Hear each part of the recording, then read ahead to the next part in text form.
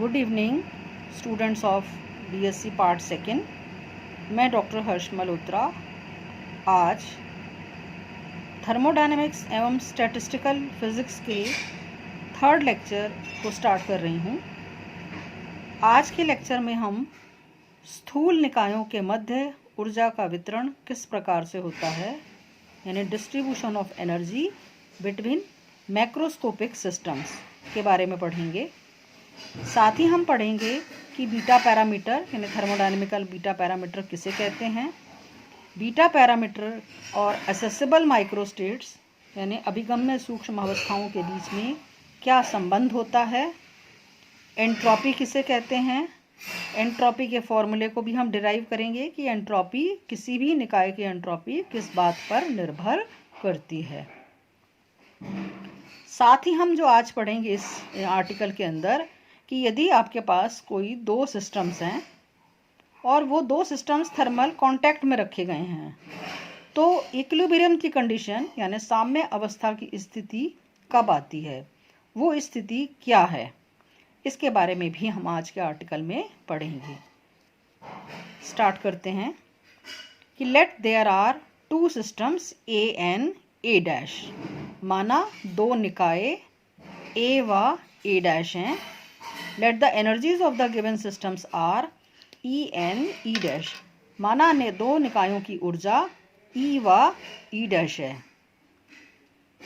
Now divide the energy of the system A in small intervals से delta E, माना निकाय ए की ऊर्जा को हम छोटे छोटे इंटरवल्स में तोड़ते हैं। वो छोटा सा इंटरवल डेल्टा क्या है, हमारा डेल्टा ई है।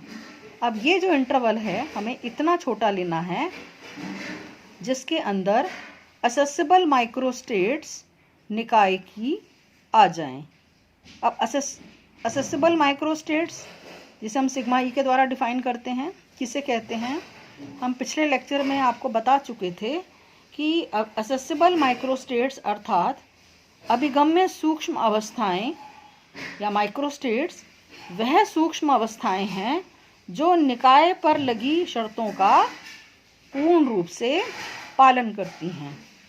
तो हमने यहाँ पर एज्यूम किया है let the number of accessible microstates of the system A is sigma E and number of accessible microstates of A dash system is sigma dash E dash. Now if the systems both the systems are in a thermal contact, दोनों निकाय ऊष्मीय संपर्क में लगाने आने पर if thermal interaction exists between the system A and E dash, अर्थात उनके बीच में यदि ऊष्मीय अन्योन्य क्रिया हो रही है। उसमें अन्योन्य क्रिया किसे कहते हैं, ये भी हम पिछले उसमें डिस्कस कर चुके हैं लेक्चर में कि जहाँ एक्सटर्नल पैरामीटर्स को हम नियत रखते हैं। It means and let E star is a energy of the combined system. A व ए डैश से बनने वाला जो सिस्टम कंबाइंड सिस्टम है, माना उसकी एनर्जी ई स्टार है। So therefore E plus E dash is equal to E star and the total energy of the system combined system की एनर्जी कांस्टेंट है। अब पूर्व प्रायिकता नियम के अनुसार according to the definition of समान पूर्व प्रायिकता सिद्धांत, कंबाइंड सिस्टम की जो प्रोबेबिलिटी है ये निर्भर करती है कि उसकी total number of accessible states कितनी हैं और वह उसके समानुपाती होती है, डायरेक्टली प्रोपोर्शनल होती है। यानी thermodynamical probability PE is proportional to the accessible states of the accessible states of the combined system. Let sigma star is a accessible states of combined system. अब proportionality साइन को यदि हम यहाँ से हटा देते हैं तो यहाँ पर एक कांस्टेंट आ जाता है and this constant is say C, and this constant C is actually the inverse of total accessible states of the combined system. So therefore PE यानी thermodynamical probability of the combined system is equal to sigma star E upon total number of accessible states of the system. Now the total number of accessible states depend on the accessible states of system A and system A dash. और कैसे निकालते हैं हम combined system के accessible states? दोनों को multiply कर देते हैं। सो सिग्मा स्टार ई यानी accessible states of combined system यानी संयुक्त निकाय की अभिगम्य सूक्ष्म अवस्थाएं बराबर होंगी निकाय ए की सूक्ष्म अवस्थाएं इंटू निकाय ए डैश की अभिगम्य सूक्ष्म अवस्थाएं। दोनों को मल्टीप्लाई करने पर हमारे पास संयुक्त निकाय की अभिगम्य सूक्ष्म अवस्थाएं आ जाती हैं। So equation 1 becomes P E is equal to C sigma E sigma dash E dash. Sigma star E को की जगह हम इसकी वैल्यू यहाँ से रख देंगे और ये हमारे पास आ जाता है probability P E is equal to C sigma E sigma dash E dash. अब हमें निकालना है, हम क्या निकालना चाहते हैं? हम निकालना चाहते हैं कि इक्विलिब्रियम कंडीशन क्या है, किस प्रकार से ऊर्जा किसी निकाय को जो ऊर्जा दी जाती है वो किस प्रकार से निकाय में डिस्ट्रीब्यूट होती है। इसको निकालने के लिए हमें इस प्रोबेबिलिटी को स्टडी करना होगा कि किस प्रकार से किसी भी निकाय को देने पर ऊर्जा देने पर उसकी प्रोबेबिलिटी कितनी प्रोबेबिलिटी है, ऊर्जा के साथ किस प्रकार से प्रोबेबिलिटी चेंज होती है। अब पी ई क्या है? प्रोबेबिलिटी है यानी प्रायिकता है। इसको मैथमेटिकली स्टडी करना इतना आसान नहीं है।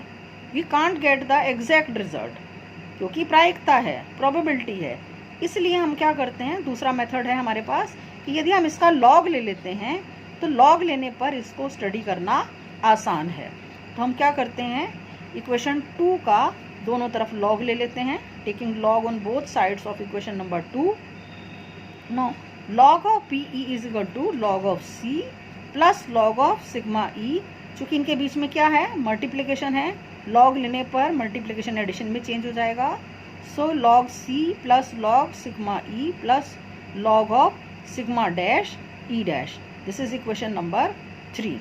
Now if we draw now we want to calculate the condition of maxima.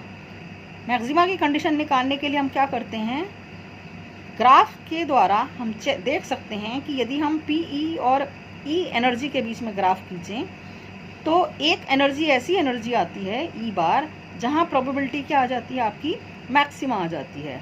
तो किसी भी निकाय की ऊर्जा E is equal to E bar हो रखने पर उसकी प्रोबेबिलिटी क्या हो जाती है, मैक्सिमा आ जाती है। दूसरा तरीका क्या है प्रोबेबिलिटी निकालने का? दूसरा तरीका ये है प्रोबेबिलिटी का मैक्सिमम निकालने का कि उसके फर्स्ट डेरिवेटिव को लेकर यदि हम 0 रख दें तो हमारे पास वो कंडीशन आ जाएगी जिस कंडीशन पर प्रोबेबिलिटी मैक्सिमा हुई थी। तो इसको निकालने के लिए हम क्या करते हैं, इक्वेशन नंबर 3 को हम डिफरेंशिएट कर रहे हैं E के रिस्पेक्ट में।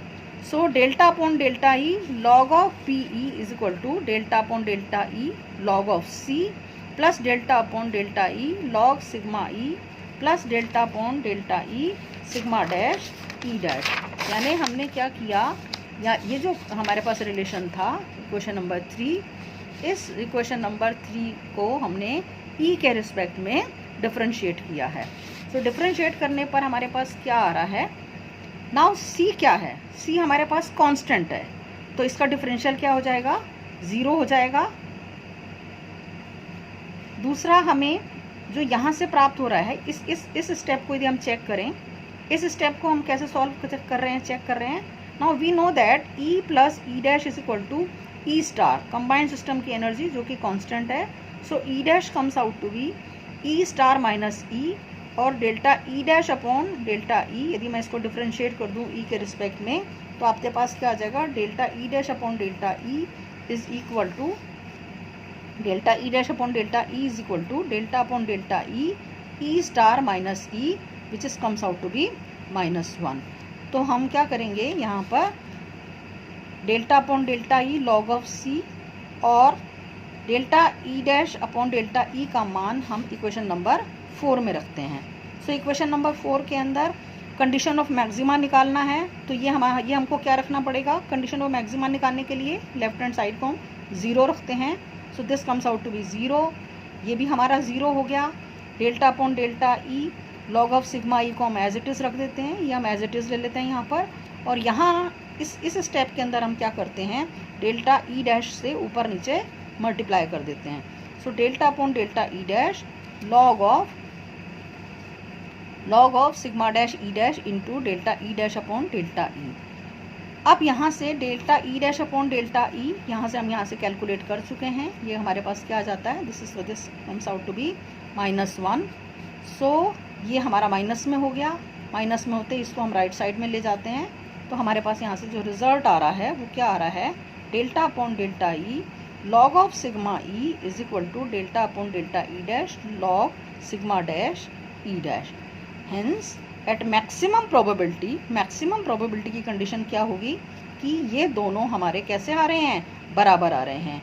यानी ए निकाय की यदि जो ए निकाय को की असेसिबल स्टेट्स का लॉग को यदि हम ई के रिस्पेक्ट में डिफरेंशिएट कर दें और ए डैश निकाय की असेसिबल स्टेट्स के लॉग को उसकी एनर्जी से डिफरेंशिएट कर दें, तो दोनों कैसे आ जाते हैं, हमारे समान आ जाते हैं। इनकी जगह पर हम क्या करते हैं, एक पैरामीटर रख लेते हैं नाम, जिसे कहते हैं हम beta parameter. So beta parameter क्या है, beta parameter of any system having energy E is equal to delta upon delta E log of sigma E. इसी प्रकार से ए डैश सिस्टम का बीटा पैरामीटर क्या होगा, beta dash E is equal to delta upon delta E dash log of sigma dash E dash. अब ये कहाँ बराबर आ रहे हैं, मैक्सिमा की कंडीशन हमारे पास क्या आ रही है, मैक्सिमा की कंडीशन, मैक्सिमम प्रोबेबिलिटी कंडीशन क्या आ रही है, मैक्सिमम प्रोबेबिलिटी कंडीशन हमारी इक्विलिब्रियम कंडीशन कहलाती है। और कहाँ मिल रही है, E is equal to E bar पर। So it means at E is equal to E bar, यदि इसकी एनर्जी को हम ई बार कर दें तो दोनों का बीटा पैरामीटर सेम आ जाता है। So this is the condition for equilibrium. तो इक्विलिब्रियम की कंडीशन हमारे पास क्या निकल कर आ गई है, अभी तक जो हम छोटी क्लासेस में पढ़ते आए थे कि यदि हमारे पास कोई दो निकाय हैं और उसमें संपर्क में रखा जाता है तो साम्य अवस्था यानी इक्विलिब्रियम की कंडीशन तब प्राप्त होती है जब दोनों का टेम्परेचर सेम हो जाता है। लेकिन यहाँ हमने निकाली है कंडीशन कि यदि उनके बीटा पैरामीटर यानी बीटा प्राचाल समान हो जाएगा तो वह इक्विलिब्रियम में आ जाएंगे। नेक्स्ट है आपका, यहाँ से हमने कर रहे हैं बीटा पैरामीटर को डिफाइन कर रहे हैं, definition of temperature and beta parameter. As beta parameter has dimension of inverse of energy. जैसे कि आपने यहाँ देखा कि बीटा पैरामीटर क्या आ रहा है, beta parameter is equal to delta upon delta E log of sigma E, ये नंबर है हमारा। इट मीन्स बीटा पैरामीटर की जो डायमेंशन है वो एनर्जी के इनवर्स के बराबर है। इट मीन्स हम कह सकते हैं कि 1 upon beta minus have dimension of energy. चूँकि बीटा की डायमेंशन एनर्जी के इनवर्स के बराबर आ रही है, इसलिए बीटा माइनस की डायमेंशन किसके बराबर होगी, एनर्जी के बराबर होगी। So 1 upon beta can be written as KT। Here K is Boltzmann constant and T is absolute temperature. So how will you define? Beta parameter is a parameter with the help of which you can calculate the condition of equilibrium. Next है आपका entropy किसे कहते हैं। Now from this equation number 5, समीकरण 5 से हम लिख सकते हैं 1 upon beta is equal to KT और 1 upon T is equal to what? के बीटा। क्रॉस मल्टीप्लाई करके रख सकते हैं। बीटा की वैल्यू को यदि हम पुट कर दें के delta upon delta E log of sigma E, this is what, this is beta parameter. अब इस के को जो बोल्ट्जमैन कांस्टेंट है इसको हम अंदर ले जाते हैं, delta upon delta E K log sigma E. So 1 upon T is equal to what, delta S upon delta E. Here this what is S, this S is equal to K of log of sigma E. ये S entropy कहलाता है। तो किसी भी निकाय की entropy की परिभाषा क्या हो गई, so and this is the relationship between entropy and accessible microstates. So entropy is equal to the K times the log of the number of accessible states. Exam में कई बार पूछा जाता है कि एंट्रोपी और नंबर ऑफ accessible states में क्या संबंध है। या एंट्रोपी की परिभाषा एसेसिबल माइक्रोस्टेट्स में किस प्रकार से दी जाती है। तो क्या परिभाषा आ गई? Entropy is equal to the k times the log of number of accessible states. आज के लेक्चर में बस इतना ही। नेक्स्ट लेक्चर में फिर मिलेंगे। Thank you.